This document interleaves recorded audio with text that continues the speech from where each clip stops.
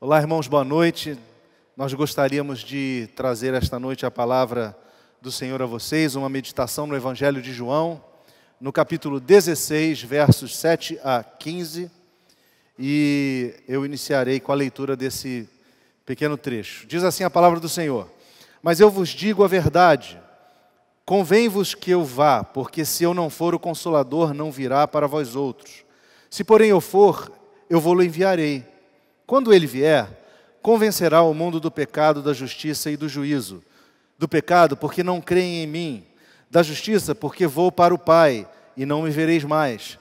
Do juízo, porque o príncipe deste mundo já está julgado. Tenho ainda muito que vos dizer, mas vós não o podeis suportar agora.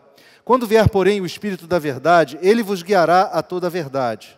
Porque não falará por si mesmo, mas dirá tudo o que tiver ouvido, e vos anunciará as coisas que hão de vir. Ele me glorificará, porque há de receber do que é meu, e vou-lo há de anunciar. Tudo quanto o Pai tem é meu. Por isso é que vos disse que há de receber do que é meu, e vou-lo há de anunciar. Até aqui a palavra do Senhor. Vamos curvar a fronte e vamos falar com nosso Deus. Senhor, neste momento de meditação da Tua palavra, oramos pedindo que o Senhor possa falar com nossos corações, através do Teu Espírito Santo, ministrando às nossas almas os Teus ensinamentos, as verdades encontradas no Teu Evangelho, de modo que sejamos fortalecidos interiormente, edificados, ó Deus, e possamos assim servir-Te com alegria e com o louvor em nossos lábios e em nossas atitudes. Nós oramos pedindo isso em nome de Jesus Cristo. Amém. Meus irmãos, vocês já se perderam alguma vez? Vocês já estiveram sem rumo na vida ou numa situação da vida alguma vez? Essa é uma das sensações mais desagradáveis da vida, não é mesmo? Você seguir um caminho e não saber se ele está certo. Digo isso até mesmo fisicamente, né? Se perder por uma estrada, se perder numa cidade, por uma rua, ou se perder quando está navegando no mar. O fato é que existem instrumentos que nos ajudam na navegação, né? A navegação é algo que a humanidade já desenvolve há milênios. E lá pelos idos do 3º século a.C., os chineses inventaram a bússola, né? Mas essa bússola só veio a ser usada efetivamente lá para o século XI, XII da nossa era cristã pelos navegadores europeus, né? Também sabemos que no início da era cristã, lá para o segundo século mais ou menos, Cláudio Ptolomeu, ele foi aquele que desenvolveu o conceito de latitude e longitude, que era a forma de gerar pontos de referência para a navegação. E assim, todo o sistema de navegação passou a depender de mapas, né? Passaram a ser construídos mapas náuticos, né? Porque navegar naquele oceano, ou navegar num oceano sem ponto de referência, é algo desesperador. Nós sabemos que tudo começou lá atrás com a navegação pelas estrelas, mas evoluiu eventualmente até hoje numa navegação altamente sofisticada usando o GPS. O GPS é uma invenção do pós-guerra, né, que é baseado numa constelação de satélites que permite o geoposicionamento em qualquer lugar da Terra, né? O GPS é um elemento que hoje você e eu usamos ele constantemente, às vezes sem nem saber. O seu celular está o tempo todo mandando informação de localização, informações por onde você anda. Você até tem o histórico da sua jornada dos últimos anos se você buscar no seu celular. Mas o que eu quero dizer com esse ponto da navegação? O que eu quero dizer é que se é ruim estar perdido geograficamente, é muito pior estar perdido e sem rumo espiritualmente. E não saber o caminho para onde seguir, ou muito menos em que verdade crer, é algo assim que traz um desconforto para o ser humano tremendo. Esse texto lido é um texto onde os discípulos começaram a navegar num mar antes não navegado. Por quê? Jesus já andara com ele por cerca de 3 anos. E ele então começa, nesse trecho de 5 capítulos, que vai aí a partir do capítulo 13 ao 18, ele começa um processo de despedida dos discípulos. E, naturalmente, aqueles discípulos se sentiriam inseguros naquela situação, até mesmo com uma sensação de falta de rumo ou de falta de direção, né? João relata, nesse momento íntimo de encontro, do encontro final de Jesus com seus discípulos, uma série de instruções que Jesus passou a eles. Por exemplo, começando lá no capítulo 13, onde Jesus fez a cerimônia do lava-pés e mostrou que cada discípulo deveria ter uma vida e ter um exemplo de humildade para com os irmãos, né? Jesus deu o próprio exemplo, lavando os pés dos discípulos e dizendo a eles que eles tinham que observar um novo mandamento, o mandamento de amarem-se uns aos outros.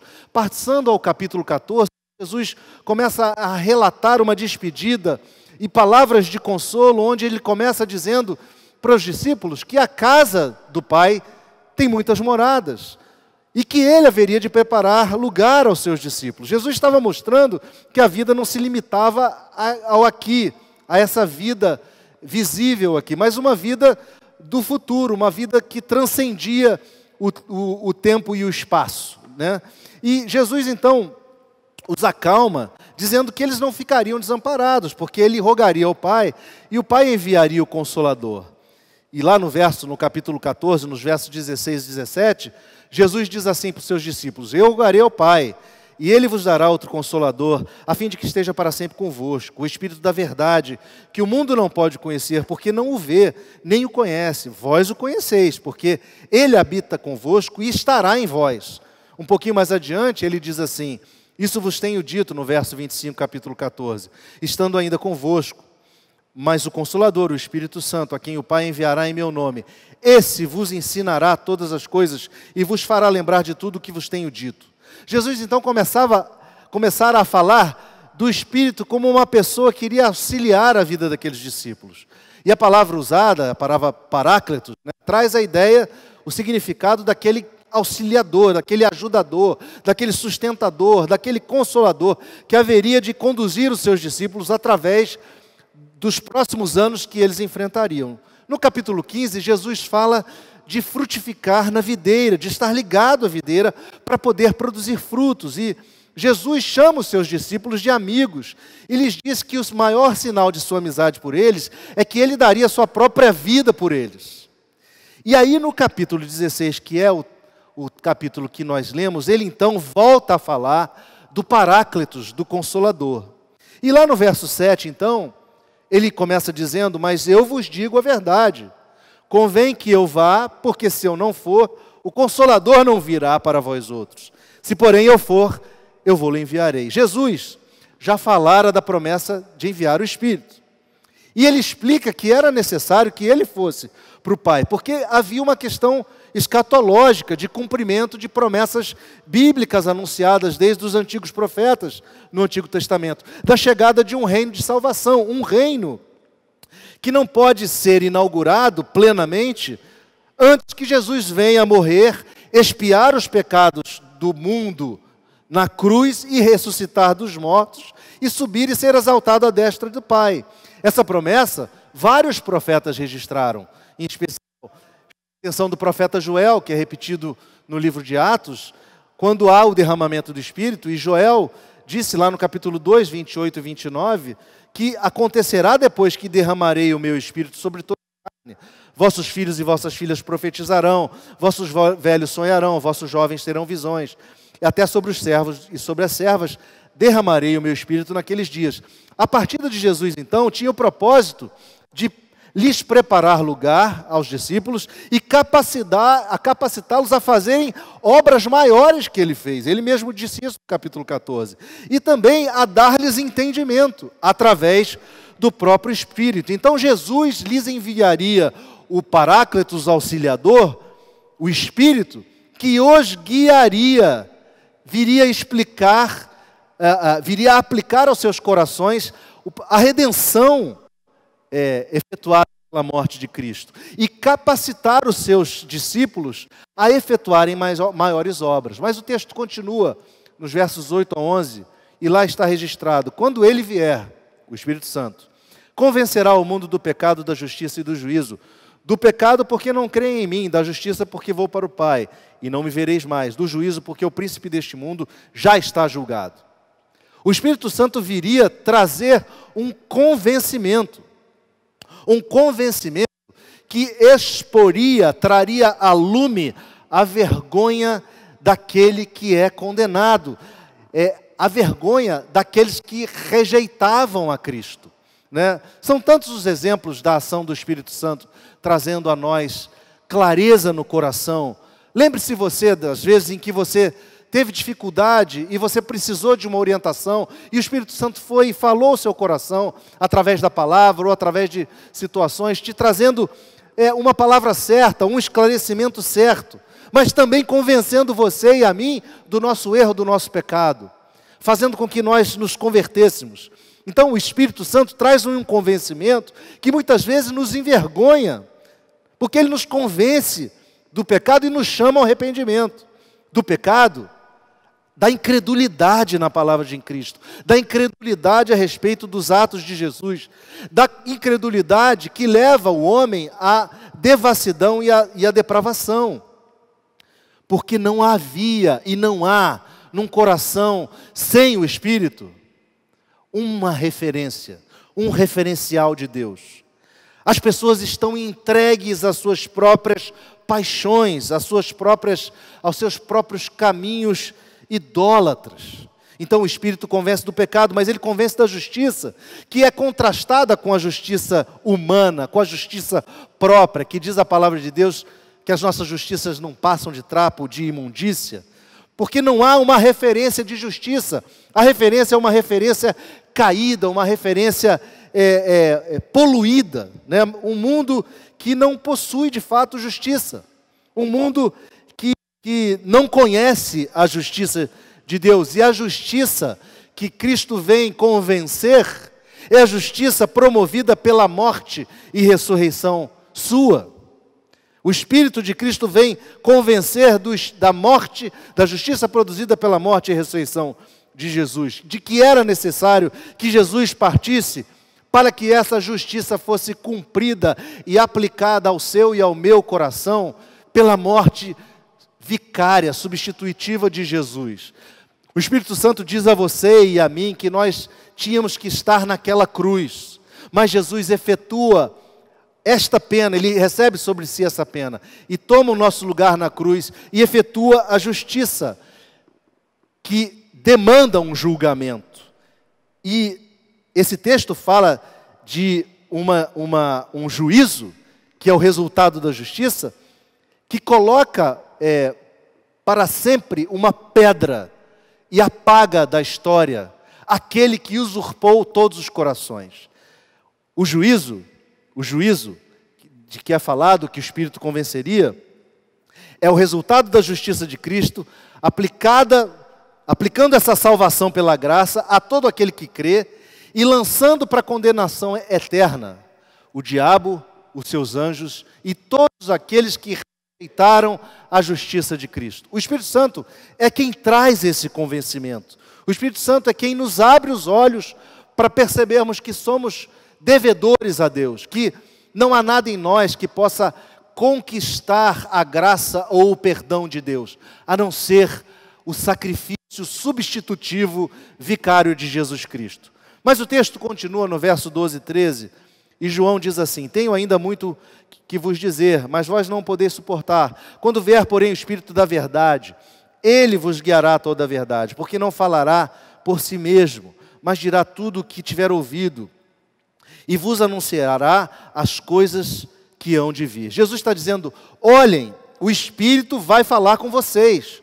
O Espírito que vai ser o meu porta-voz aos seus corações.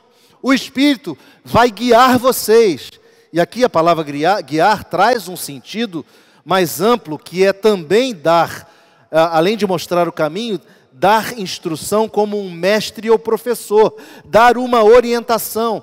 Tem a ver essa palavra com entender a vontade de Deus como Ele tem se revelado. Tem a ver com obedecer a sua revelação. O Espírito, como uma bússola, aponta a direção para a verdade aos nossos corações. O Espírito nos dá a direção. O Espírito fala da verdade de Cristo. O Espírito aponta para a verdade. E nos versos 14 e 15, lá diz: Ele me glorificará, porque há de receber do que é meu e vou-lo há de anunciar. Tudo quanto o Pai tem é meu. Por isso é que vos disse que há de receber do que é meu e vou-lo há de anunciar. Irmãos, o Espírito Santo, ele não vai ensinar-nos nada que esteja em desacordo com a palavra de Jesus. O Espírito Santo vem para trazer glórias ao Filho. E esse é um bom crivo que podemos usar quando vemos pessoas dizendo que estão recebendo a orientação do Espírito ou estão experimentando as coisas do Espírito, porque se essas coisas são verdadeiras, elas devem apontar para a glória de Cristo, elas devem convergir para o caráter de Cristo. Quando surgir um ensinamento que supostamente diz que é do Espírito e que não esteja alinhado com o que Jesus ensinou, isso deve ser totalmente questionado. Qualquer manifestação do Espírito Santo que leve a evidência daquela manifestação a uma pessoa, um pastor, ou seja o que for, foge do propósito, porque o propósito do Espírito é glorificar a Cristo. O propósito do Espírito é lançar luz para a verdade, para que a verdade seja compreendida pelos nossos corações. O Espírito aponta para o Cristo encarnado, verdadeiro Deus, verdadeiro homem. E é importante a gente lembrar dessa expressão, porque a igreja passou por momentos onde nem mesmo acreditava que Jesus fosse Deus. Vocês devem lembrar que João, no final do primeiro século, ao escrever suas epístolas, ele está combatendo um sentimento herético, gnóstico, que não atribuía a Jesus divindade. Havia um espírito da época que duvidava de que Jesus era de fato Cristo, que era de fato Deus, que era de fato da mesma essência de Deus. Mais tarde, um presbítero de Alexandria chamado Ário, lá para o século IV, lá para 320, ele surgiu com a ideia de que Cristo não era eterno, de que Cristo era um ser criado. E é importante, irmãos, a gente valorizar o fato de que a igreja demorou um tempo para entender isso. Entender essa mensagem de que o Espírito Santo era Deus, de que o Espírito Santo era a terceira pessoa da Trindade. Foi somente no concílio de Nicéia, em 325 do ano da era cristã, e depois no concílio de Calcedônia, em 451 da era cristã, que essa ideia, que esse conhecimento se consolidou. E a igreja passou a afirmar que o Espírito Santo procede do Pai e do Filho, dando uma afirmação final sobre essa questão da doutrina da Trindade. O credo niceno, que é um credo belíssimo, e eu até gostaria de lê-lo aqui, fala muito claramente dessas verdades. O credo niceno diz assim: creio em um Deus, Pai Todo-Poderoso, Criador do céu e da terra, e de todas as coisas visíveis e invisíveis, em um Senhor Jesus Cristo, o unigênito Filho de Deus, gerado pelo Pai antes de todos os séculos, Deus de Deus, luz da luz, verdadeiro Deus de verdadeiro Deus, gerado não feito, de uma só substância com o Pai, pelo qual todas as coisas foram criadas, o qual por nós homens e por nossa salvação desceu dos céus, foi feito carne pelo Espírito Santo da Virgem Maria, e foi feito homem, e foi crucificado por nós sob o poder de Pôncio Pilatos. Ele padeceu e foi sepultado, e no terceiro dia ressuscitou conforme as Escrituras, e subiu ao céu, e assentou-se à direita do Pai, e de novo há de vir com glória para julgar os vivos e mortos, e seu reino não terá fim. E no Espírito Santo, Senhor e vivificador, que procede do Pai e do Filho, e que com o Pai e o Filho conjuntamente é adorado e glorificado, que falou através dos profetas. Creio na Igreja Una, Universal e Apostólica, reconheço um só batismo para a remissão dos pecados e aguardo a ressurreição dos mortos e da vida do mundo vindouro. Esse Espírito Santo, esse belo credo, fala desse Espírito Santo que é Deus, desse Espírito Santo que fala conosco, desse Espírito Santo que nos instrui, nos dá direção, nos auxilia, nos consola. Como nós podemos aplicar, irmãos, esse texto lido às nossas vidas nos dias de hoje, né? Primeiro, precisamos lembrar sempre, o Espírito Santo é Deus, é uma pessoa, é a terceira pessoa da Trindade, e sendo uma pessoa, nós precisamos nos relacionar com Ele. Nós precisamos entender que o Espírito Santo é aquele que opera nos nossos corações, é aquele que nos convence do pecado, é aquele que aplica os ensinamentos de Jesus, é aquele que nos ajuda na luta contra a carne. E é a partir desse relacionamento que nós receberemos direção. Quando a gente compara a ilustração do início, o GPS nos dá um georreferenciamento, o Espírito Santo nos dá um teorreferenciamento. O Espírito Santo nos mostra onde estamos em direção a Deus.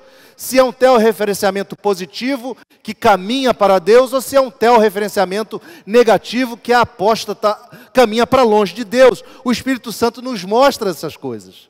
O Espírito Santo nos guia, irmãos, regenerando o nosso coração, para que nós possamos entender a obra de Cristo em nosso favor.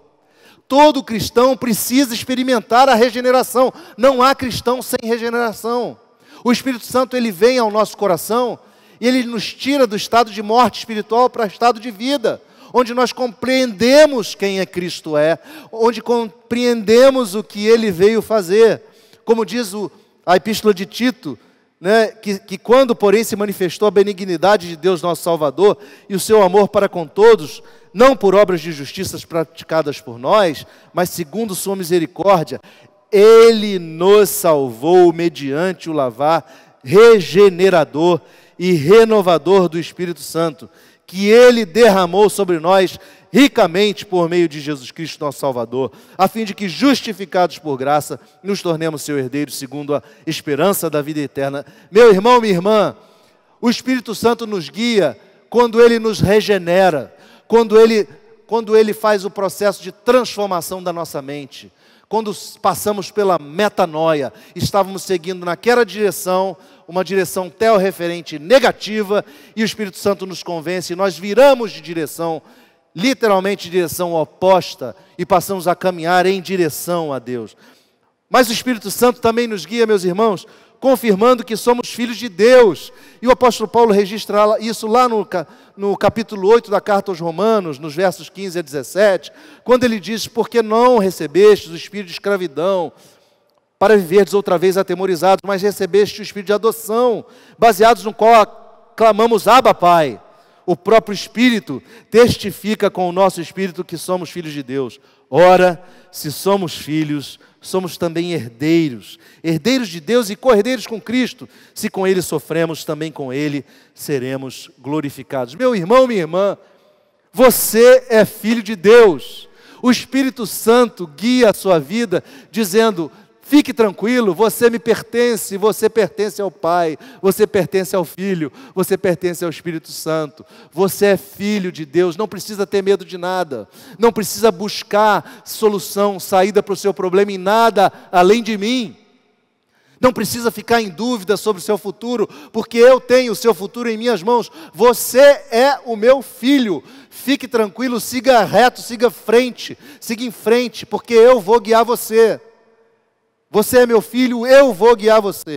Mas o Espírito Santo também nos guia, habitando em nós e habitando na igreja. Lá no capítulo 14, que nós referenciamos, mas não lemos, no verso 17, diz: o Espírito da verdade, que o mundo não pode conhecer, não o vê, nem o conhece.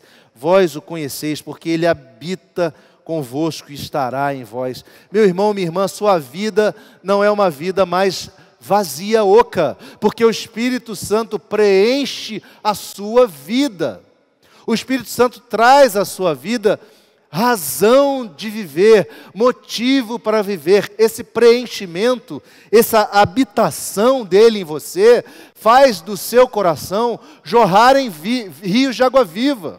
Não foi assim que Jesus falou com a mulher em Samaria, lá a mulher samaritana, que se ela bebesse da água que ele tinha para dar, do interior dela fluiriam rios de água viva? Você que está seco, você que está sentindo seco como um deserto, eu quero te dizer que o Espírito Santo habita em seu coração, e Ele pode transformar o seu leito árido em um manancial de água viva, que leva você para uma experiência super maravilhosa com Deus, e alcança também aqueles que estão ao seu redor. Mas o Espírito Santo, irmãos, também pode nos guiar, nos capacitando ao serviço com poder e com coragem para dar testemunho. Lá em Atos, no capítulo 1, verso 8, diz assim: mas recebereis poder ao descer sobre vós o Espírito Santo, e sereis minhas testemunhas tanto em Jerusalém, como em toda a Judéia e Samaria, e até os confins da terra. Aos 1 Coríntios, Paulo escreve no capítulo 12, dizendo que os dons são diversos, mas o Espírito é o mesmo. Também há diversidade de serviços, mas o Senhor é o mesmo. Há diversidade de realizações, mas o mesmo Deus é quem opera em tudo, em todos. Meu irmão, minha irmã, você não é uma pessoa que não tem capacidade de servir. Você é uma pessoa que foi capacitado pelo Espírito Santo para servir, e isso deve dar direção à sua vida, porque você vai identificar na sua vida a sua vocação e tomar uma direção que seja em relação a essa vocação. O Espírito Santo, que capacita você para servir, vai mostrar a você o caminho de sua trajetória. Portanto, também não fique aflito, não fique preocupado, porque o Espírito Santo te guia, capacitando você para o serviço. E por fim, o Espírito Santo nos guia, intercedendo por nós. Paulo, escrevendo aos Romanos, lá no capítulo 8, verso 26, ele diz que também o Espírito, semelhantemente, nos assiste em nossa fraqueza, porque não sabemos orar como convém, mas o mesmo Espírito intercede por nós, sobremaneira, com gemidos inexprimíveis. Meu irmão, minha irmã, saiba que o Espírito de Deus, o Espírito de Cristo, que habita na sua vida, Ele intercede por você, Ele está com você intercedendo nos momentos mais difíceis, nos momentos de maior dúvida, nos momentos de maior de maior trevas, nos momentos onde você se vê diante de situações onde você não enxerga depois da curva. O Espírito Santo intercede por você e guia você através da tempestade, e guia você através das trevas, pelo vale da sombra da morte. O Espírito Santo intercede por você e guia você. Então, irmãos, por favor, não desprezemos a nossa relação com o Espírito Santo. Nós devemos cada vez mais buscar a presença do Espírito Santo em nossas vidas, para que possamos andar com rumo, para que não andemos sem rumo, perdidos, para que não naveguemos sem direção. Nós precisamos buscar a presença dEle, porque Ele nos convence e nos guia. Ele é o nosso GPS espiritual. Que você possa tomar essa decisão na sua vida, de se aproximar mais do Espírito Santo. Se é que podemos dizer assim, o Espírito Santo já habita no seu coração, se você foi capaz de crer na mensagem de Cristo. Você só precisa desenvolver essa relação, você precisa falar com Ele o tempo todo, você precisa colocar a sua vida diante dEle o tempo todo, porque Ele está no seu coração para guiar você, para convencer você das suas falhas, mas também para trazer tranquilidade e trazer a paz de Cristo, que excede todo o entendimento humano. Que Deus te abençoe, que Deus nos abençoe e nos ajude a vivermos esta verdade do relacionamento com o Espírito Santo. Vamos orar mais uma vez? Pai Santo, obrigado pela Tua palavra, obrigado, Senhor, pela presença do Espírito Santo em nós. Nós queremos te pedir que nós possamos, ó Deus, individualmente, tomarmos atitude e ação em Sua direção, de buscarmos a presença do Teu Espírito em nós, de desenvolvermos o relacionamento com o Teu Espírito, de buscarmos a Tua voz nas Escrituras e assim andarmos todos os dias com o Senhor. Nós te pedimos isso e oramos assim em nome de Jesus. Amém. Que Deus te abençoe, meu irmão. Que Deus te abençoe, minha irmã.